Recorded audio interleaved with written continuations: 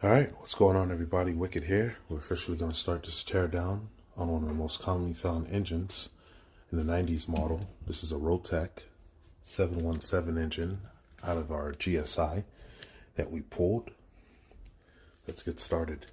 Step 1, you can remove 5 bolts holding the upper part of this exhaust manifold. 1, 2, 3, this one's a little different, 4, and 5 down here. Using a 1/2 inch, you're going to break these free, and then if you want, you can use power tools. On this third one here, you will need an extension. Using a 13 mil, you can take the one in the back off. It makes it a lot easier if you use an extension here as well.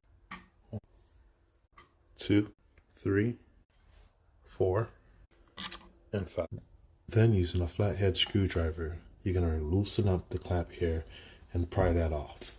You only need to do the one side to take off the exhaust manifold.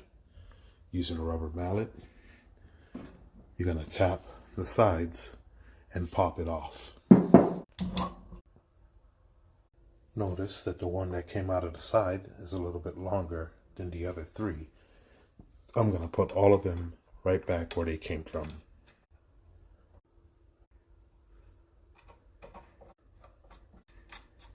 Step 2, removing the lower exhaust manifold. You're going to use a number 6 hex head, and you have 8 bolts that need to come free. I use the ratchet to break them free.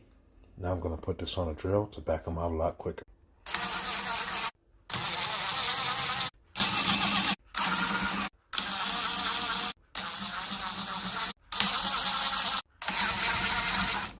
Then once again, use a rubber mallet hitting just this side here.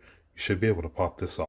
Be sure to inspect the inside, looking for any gray indicating piston, aluminum transfer, or any pieces of metal. Using your hand, you can spin the PTO side and also inspect the inside of each of your cylinders. As you can see, these look pretty good. And also check your jackets. They don't seem to be clogged and the passages are free. So far everything's looking pretty good. And if this is your first time doing a teardown, might be smart to bag and tag all of your parts so you don't lose them. And well, that is it for step 1 and 2.